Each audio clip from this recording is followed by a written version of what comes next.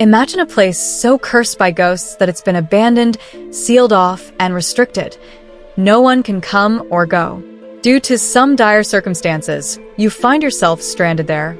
This is a place where people only come to accept their death, an island surrounded by nothing but the endless blue sea. If you somehow end up on this island, all you'll find are skeletons. You might scream or try to escape, but all you'll see around you is the vast ocean. Nothing else. In such a situation, what would you do? Would you lose yourself in the island's dark secrets, or would you try to unravel its mysteries? This is the story of Matthew, a man who accidentally ended up on Poveglia Island, known as the most dangerous and haunted island in the world, located in Italy. They say no one who visits Poveglia ever returns alive, except Matthew, the only person to escape and live to tell his chilling tale.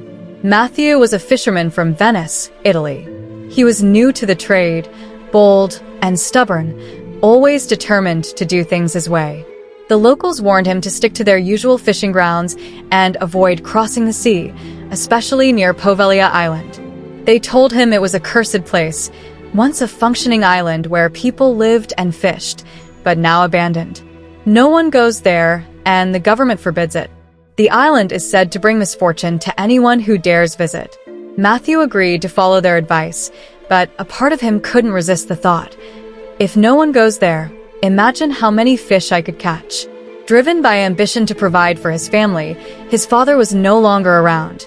Matthew set out in his fishing boat, secretly planning to venture near Poveglia. As he sailed deeper into the sea, the waves grew violent. The winds howled, and the current became dangerously fast. A storm was brewing. Matthew tried to turn back, but the waves pushed him in the opposite direction. His boat was battered and eventually smashed to pieces.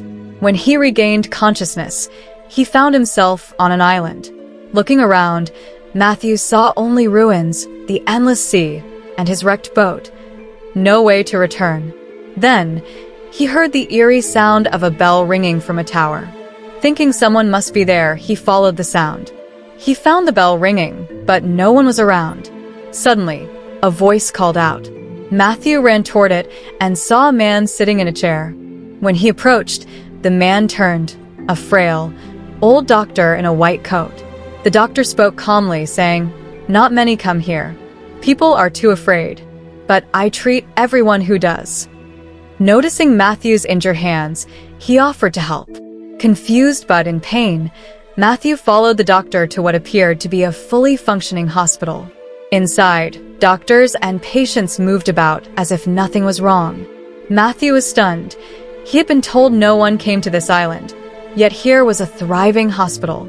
The doctor assured him his treatment would be handled properly, but Matthew noticed something strange.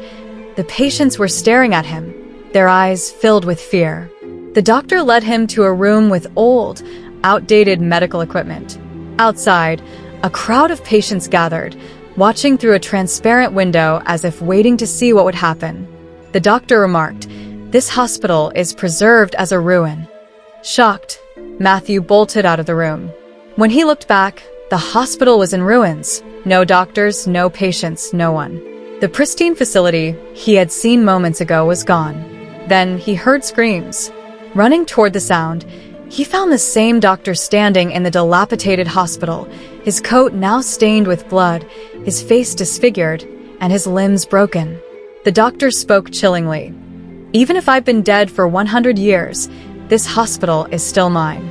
I treat everyone who comes here, and I'll treat you too." Terrified, Matthew realized everyone he had seen was a ghost. The ground beneath him was littered with skeletons. The doctor, likely a central figure in the island's dark past, was responsible for the deaths of countless souls. Matthew fled the hospital and spotted a sign revealing the truth. This wasn't an ordinary hospital. It was a mental asylum where a deranged doctor once conducted horrific experiments on patients. Matthew ran back to where his boat had wrecked and saw a rescue boat approaching. The crew had spotted him and took him aboard. As they sailed away, Matthew looked back at Poveglia. The bells ringing echoed in his ears, though there was no bell in the tower. One of the rescuers said, "You're incredibly lucky." No one who goes to Poveglia comes back alive. Their bodies turn to skeletons, left to rot. Poveglia's dark history began with plague victims who were sent there to die. Later, it became a mental asylum where a sadistic doctor performed cruel experiments on patients, killing them one by one. The spirits of his victims haunted him, driving him mad. Eventually, he climbed the bell tower and took his own life.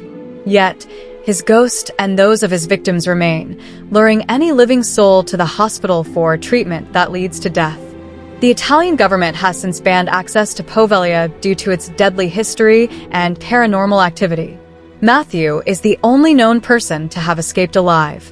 Many others who ventured there, whether out of curiosity or to help, never returned, their bodies reduced to skeletons. This story serves as a warning. Before visiting any place, learn its history. You never know if the person sitting beside you might have died years ago, still lingering in the shadows.